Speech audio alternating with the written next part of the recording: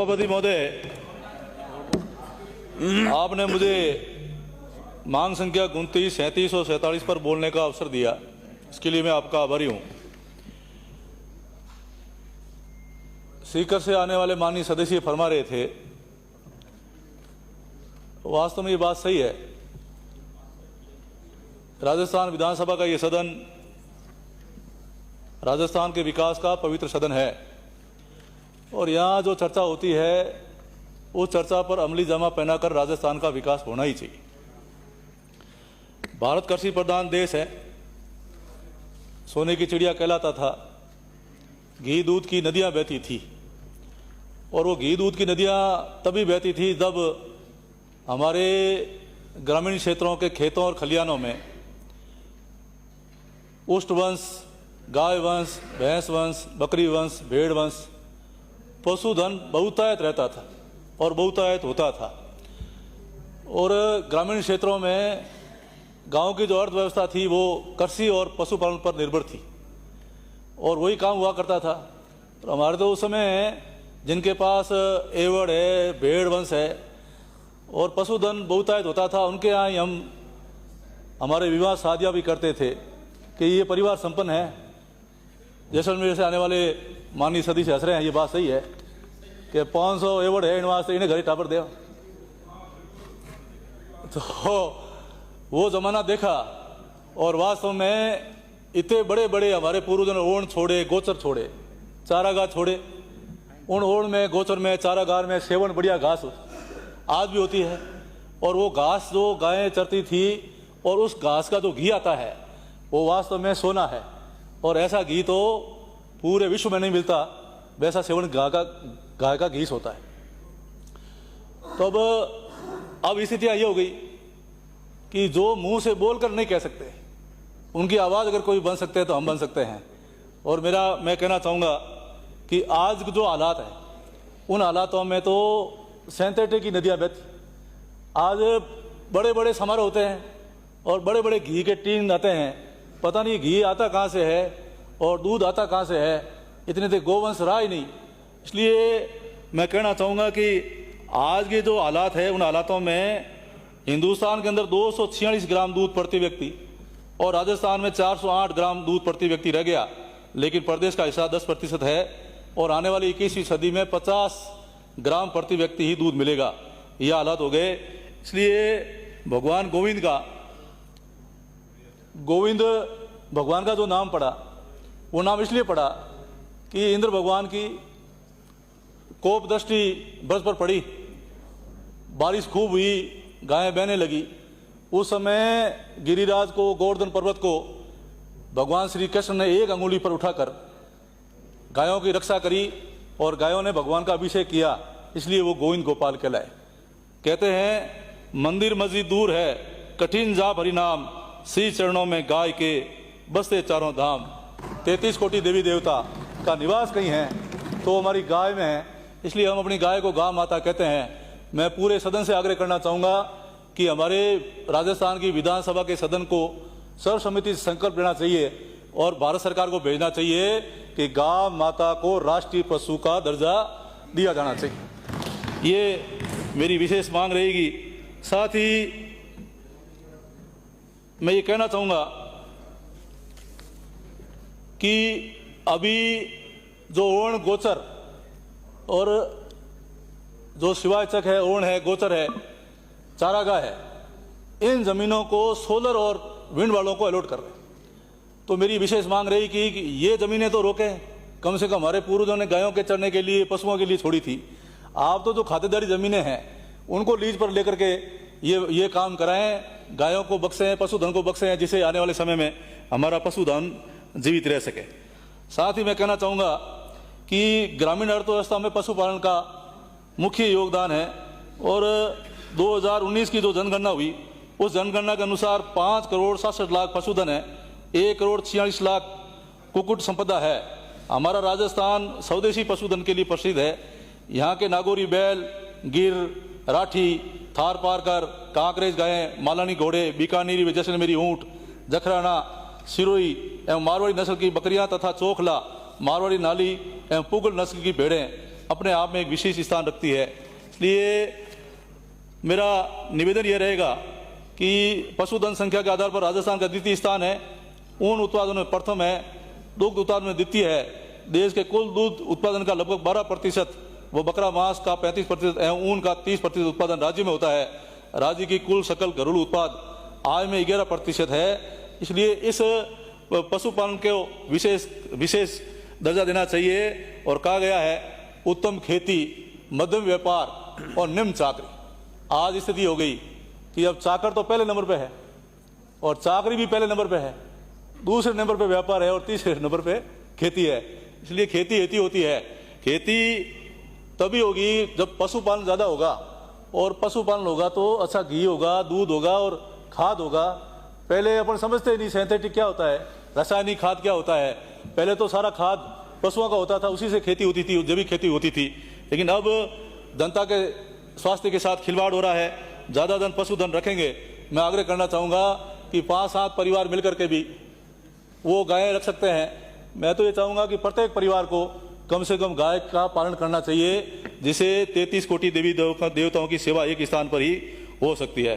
साथ ही मैं कहना चाहूँगा कि गायों के नाम से जो धर्म का काम है, उनकी सेवा का काम है, वहाँ गौशालाएँ खोली जा रही है। जैसे जैसलमेर जिले के मामले आपके पास आए हैं, तो गायों के साथ जो इस प्रकार का भेदभाव करते हैं, उसमें कमाई का जरिया बनाते हैं, उसको सरकार को विशेष ध्यान रखना चाहिए और सख्त कार्रवाई करके जिन्होंने गौशाला खोल करके गायों के नाम से भ्रष्टाचार किया है, पैसा खाया है, उनका पूरा आप हाथ मुंह में आंतरे में डाल करके वापस निकलवाओ और उनके खिलाफ कार्रवाई कराओ, तभी गाय को न्याय मिलेगा। इसलिए ये विशेष मेरा आपसे निवेदन रहेगा। साथ ही जो पशु शिविर होते हैं वो गायों के लिए होते हैं। अब वो पशु शिविरों में आपको ऊँटों को, बकरियों को, भेड़ों को, उनको भी शामिल करना चाहिए, जिससे उनका भी संरक्षण हो पाएगा। साथ ही ऊँट हमारा रेगिस्तान का जहाज और पशु राज्य है, हमारे राज्य का पशु है, राज्य पशु है।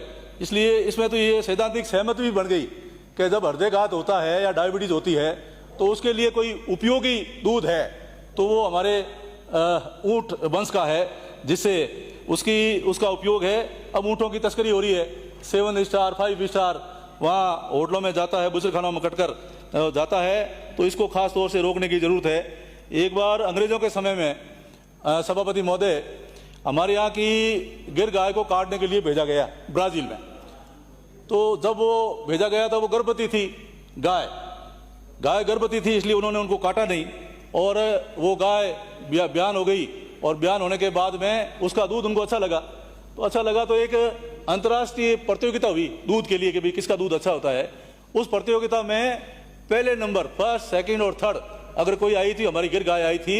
आज इतना हमारा गिर गाय का, थार पारकर का, हमारी राठी गाय का, नागौरी गाय का, साहिवाल गाय का इतना महत्व है। इसलिए राजस्थान के अंदर देसी गाय का पालन होना चाहिए और देसी गाय के नस्ल में सुधार आप करेंगे। और भूण प्रतियोगिता जैसा सीकर से आने वाले सदस्य कह रहे थे, इस प्रकार से हमारे चांदन में भी है और कई पशु विश्वविद्यालय में है, कृषि विश्वविद्यालय बीकानेर में है।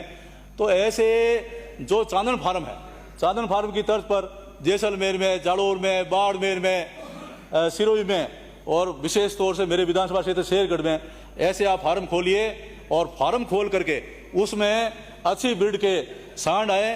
प्रत्येक ग्राम पंचायत को 80 नस्ल के सांड मिले और सांडों से अच्छी नस्ल पैदा हो। इसलिए हम सभापति महोदय ये कहना चाहेंगे कि जिस प्रकार से अब हमारे गांव में लोगों को सबको 5 किलो गेहूँ मिलता है, तो हमारी गाय को भी इस प्रकार से सरकार की तरफ से पौष्टिक आहार मिलना चाहिए, पौष्टिक चारा मिलना चाहिए, जिससे पशुपालक को मदद मिले कि सरकार की तरफ से एक गाय का 5 किलो पौष्टिक आहार मिला है, चारा मिला है, जिससे उसको सहायता मिले और मदद मिले। इस प्रकार का काम निश्चित रूप से होना चाहिए।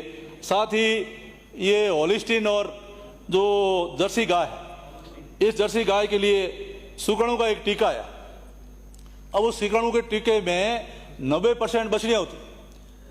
अगर ऐसा टीका हमारी देसी गायों के लिए आप परीक्षण करा करके वैज्ञानिकों से ले आए, तो ये जो कह रहे हैं कि निराश्रित है, वास्तव में ये सही बात है कि जो हमारा नंदी है उसको तिलक लगा करके सड़कों पे छोड़ देते हैं और फिर उनको कहते हैं कि आवारा है।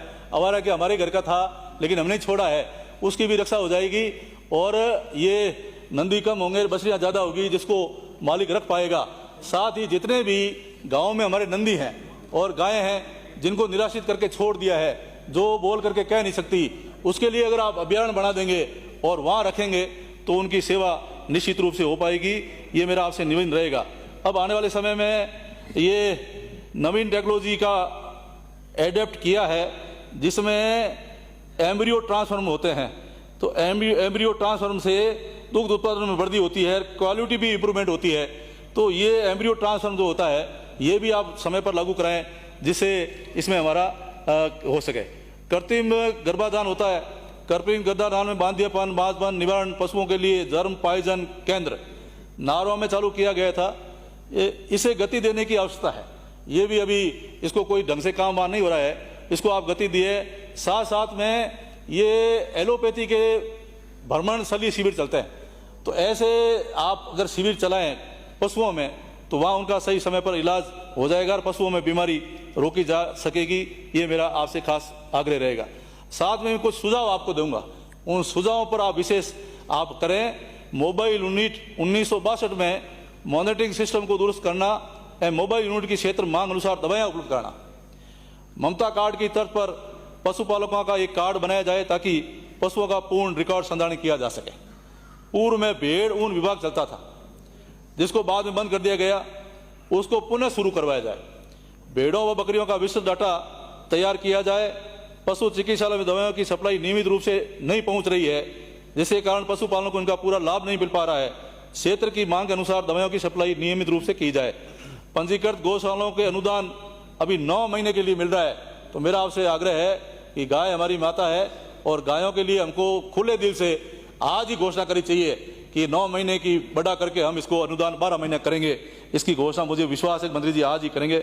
साथ ही ये भ्रष्टाचार जो हो रहा है इसको भी आप रोकने का कार्य करेंगे।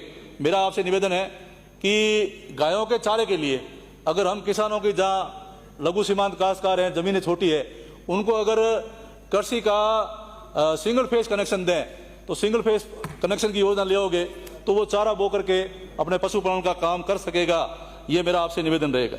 साथ ही राजस्थान के गोवंश की उन्नत नस्लें देश ही नहीं अपितु विदेशों में भी उत्पादकता में श्रेष्ठ साबित हो रही है, परंतु अपने राज्य में इन देशी गोवंश की नस्लों को सुधारने के प्रयास आवश्यकता अनुसार नहीं हो पा रहे हैं। आम जन को उन्नत नस्ल की गायें आसानी से उपलब्ध हो इसका प्रावधान किया जाना चाहिए, जिससे उत्तम नस्ल के सांड गौशाला हो ग्राम पंचायत द्वारा दिए जाने चाहिए। हालांकि राज्य सरकार वेटरनरी यूनिवर्सिटी के मार्फत थार पार करके केंद्र चांदन व सूरतगढ़ में चलाए जा रहे हैं। इसी प्रकार केंद्र शेरगढ़, बाड़मेर, जैसलमेर, अन्य जिलों में चलाए जाने चाहिए। पश्चिम राजस्थान में दूध मार्केटिंग का उपयुक्त क्रय विक्रय तंत्र विकसित नहीं हो पाया, जिसके चलते छोटे पशुपालकों को कम दाम में दूध बेचना पड़ रहा है। प्रत्येक ग्राम पंचायत में दुग्ध डेयरी सहकारी समिति बनाकर दूध खरीदा जाए व गुजरात मॉडल राजस्थान में लागू किया जाए। पूर्व में पशुपालन विभाग द्वारा नस्ल आधारित योजनाएं चलाई जाती थी, जैसे भेड़ पालन, बकरी पालन, पोल्ट्री फार्म। वर्तमान में इस और उचित ध्यान नहीं दिया जा रहा है। मेरा सरकार से सुझाव रहेगा कि प्रत्येक जिला स्तर पर मोबाइल यूनिट भेड़ व बकरी पालन को बढ़ावा देने हेतु कार्यरत रहे, जिसमें इन छोटे जानवरों के सभी प्रकार के टीकाकरण व अन्य आवश्यक सुविधाएं भेड़ पालकों के गाँव में शिविर लगाए जाने चाहिए। गौशालाओं में उपस्थित अनु उत्पादन गोवंश के बांझपन का इलाज कराकर उन्हें दुधारू बनाया जाना चाहिए। इसके नस्ल सुधार की कोशिश भी हो एवं इन दूध देने वाली गायों को गरीब पशुपालकों को कम कीमत पर उपलब्ध कराएं तथा पशुपालकों को उत्पादन वाली गायों को गौशाला में निःशुल्क प्रवेश दिलाएं। ग्रामीण क्षेत्रों में आवारा पशुओं की संख्या को नियंत्रित करने हेतु एनिमल बर्थ कंट्रोल कार्यक्रम संभाग स्तर पर चलाया जाए, जिससे आवारा कुत्तों, सूरों व रोजरों की संख्या पर नियंत्रण रहेगा। प्रतिवर्ष हजारों की संख्या में आवारा कुत्ते हिरणों को, भेड़ों को, बकरियों को अपना शिकार बना लेते हैं। आवारा कुत्तों की जनसंख्या को नियंत्रित करने के लिए इन कुत्तों की श्वानों की नसबंदी समयबद्ध करवाई जानी चाहिए। प्रदेश में कृत्रिम गर्भाधान का कार्य भी कार्य क्षेत्र बढ़ाया जाना चाहिए। मेरा आपसे निवेदन है कि हमारे सरकार के समय में कई योजनाएं पूर्ववर्ती सरकार के समय चलाई जाती थी, उन योजनाओं को भी फिर से आप समीक्षा करें और उन योजनाओं को हमारे वापस आप लागू करने का प्रयास करें। साथ ही मैं हमारे यशस्वी प्रधानमंत्री, हमारे यशस्वी मुख्यमंत्री आदरणीय भजनलाल जी का आभार व्यक्त करना चाहूँगा कि प्रदेश में पशुपालन की अपार संभावनाएं हैं। राज्य के 80 लाख परिवार पशुपालन व समर्थ गतिविधियों पर निर्भर है। पशुपालन संवर्धन, संरक्षण एवं विकास हेतु 250 करोड़ रुपए का प्रावधान के साथ मुख्यमंत्री पशुपालन विकास कोष का गठन किए जाने की इस बजट में घोषणा की गई। इसके लिए हम हमारे यशस्वी मुख्यमंत्री आदरणीय भजन लाल जी के आभारी हैं। साथ ही दुधारू पशुओं के उन्नत नस्ल विकास एवं आवारा नर गौवंश की समस्या के निराकरण के लिए सॉर्टेड सीमन योजना के तहत दी जा रही अनुदान राशि को 50 से बढ़ाकर 25% किया जाना प्रस्तावित किया गया है। इससे लगभग 2 लाख पशुपालक लाभान्वित होंगे। इसके लिए भी हम उनको धन्यवाद देना चाहेंगे। प्रदेश में पशु चिकित्सा सुविधाओं के विस्तार के लिए 125 पशु चिकित्सकों तथा 525 पशुधन सहायकों के नए पदों का सृजन किया जाएगा। 500 पशु चिकित्सा उप केंद्र खोलने की घोषणा, नवीन पशु चिकित्सालय खोलने की घोषणा, 100 पशु चिकित्सा उपकेंद्र व पशु चिकित्सा क्रमबद्ध किए जाने की घोषणा। इस पर लगभग 15 करोड़ रुपए व्यय होंगे। पशु चिकित्सालयों का प्रथम श्रेणी पशु चिकित्सालय में क्रमबद्ध किए जाने की घोषणा। पशु चिकित्सा संस्थानों में आधारभूत कार्य के लिए 200 करोड़ रुपए व्यय होंगे, इसकी घोषणा। गत कांग्रेस सरकार द्वारा प्रदेश में पशुपालकों के लिए पशु बीमा योजना की मात्र कागजी घोषणा की गई थी। अब हमारी भजन लाल सरकार ने पशुपालकों के हितों का ध्यान रखते हुए चरणबद्ध रूप से दुधारू पशुओं के साथ साथ अन्य पशुओं को भी सम्मिलित करते हुए मुख्यमंत्री मंगला पशु बीमा योजना प्रारंभ करने की घोषणा की गई है। इसके अंतर्गत प्रथम 5-5 लाख दुधारू गाय, भैंस, 5-5 लाख भेड़ बकरी तथा 1 लाख ऊंट वंश का बीमा किया जाएगा। इस पर कुल 400 करोड़ रुपए व्यय होंगे। इसके लिए हम हमारे मुख्यमंत्री जी के आभारी हैं। पहले पशुपालकों की सुविधा के लिए प्रदेश के 7 जिलों में राज्य स्तरीय पशु मेला आयोजित किया जा रहे थे, अब सभी जिलों में आयोजित करेंगे। इसके लिए भी हम आपके आभारी हैं। ऊंट संरक्षण और विकास मिशन शुरू किया जाएगा। ये इस बार हमारे पशुपालन का विशेष ख्याल रखा गया है। पहली बार ऐसी बड़ी घोषणा की गई है, तो इससे हमारे पशुपालन को बढ़ावा मिलेगा। साथ ही मैं निवेदन करना चाहूँगा, हमारे विधानसभा क्षेत्र शेरगढ़ में भी, मेरे विधानसभा क्षेत्र शेरगढ़ की पंचायत समिति मुख्यालय सेखाड़ा में मिगनेटरी पशुपालकों हेतु आवासीय विद्यालय स्वीकृत करवाना। चाबा, तेना, सुवाड़िया, धीरपुरा, बैड़वा, खतरिया, कनौडिया, पुरोहितान, देवातु एवं लोड़ता हरिदासों को पशु उपकेंद्र से पशु चिकित्सालय में क्रमबद्ध करवाना। प्रथम श्रेणी पशु चिकित्सालय सेखाड़ा को कार्यालय उप निदेशक पशुपालन विभाग में क्रमबद्ध करवाना। प्रथम श्रेणी पशु चिकित्सालय बालेश्वर, शेरगढ़, आगोड़ई, नाथरऊ एवं सेखाड़ा के जर्जर भवनों की मरम्मत करवाना। पशुपालन विभाग के पुराने भवनों का सर्वे कराकर किसी उपयुक्त संस्था द्वारा मरम्मत कार्य करवाया जाए। पशु चिकित्सकों के रिक्त पद भरे जाएं। पशु चिकित्सालय परिसर बालेश्वर में पशुधन सहायक प्रशिक्षण कॉलेज की स्थापना की जाए। आयुष में भी ब्लॉक आयुष चिकित्सालय सेखाड़ा के लिए जमीन आवंटित हो चुकी है, परंतु अभी तक स्वीकृत नहीं हुआ है। मेरा मंत्री जी से निवेदन रहेगा कि ब्लॉक आयुष चिकित्सालय का भवन निर्माण किया जाए। ब्लॉक आयुष चिकित्सालय सेखाड़ा में 18 पद स्वीकृत है, उसमें से केवल मात्र 4 कार्यरत है एवं 14 पद रिक्त है, इनको भरा जाए। विधानसभा क्षेत्र शेरगढ़ के अधिकांश आयुर्वेद चिकित्सालय के स्वयं के भवन नहीं है एवं अधिकांश पद भी रिक्त है। भवनहीन चिकित्सालय के भवन निर्माण एवं रिक्त पदों को भरा जाए। सेखाड़ा में जिला आयुष चिकित्सालय खोला जाए।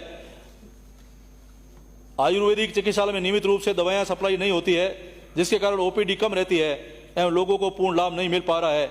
बालेसत्ता मुख्यालय पर होम्योपैथी, आयुर्वेदिक, यूनानी ये 3 अस्पताल अलग अलग जगह पर संचालित है। इसको एक स्थान पर राजकीय प्राथमिक विद्यालय जूनावास स्कूल परिसर में, जो अभी वर्तमान में राजकीय उस माध्यम मर्ज होने के कारण ये भवन खाली है, इसमें संचालित करा जाए।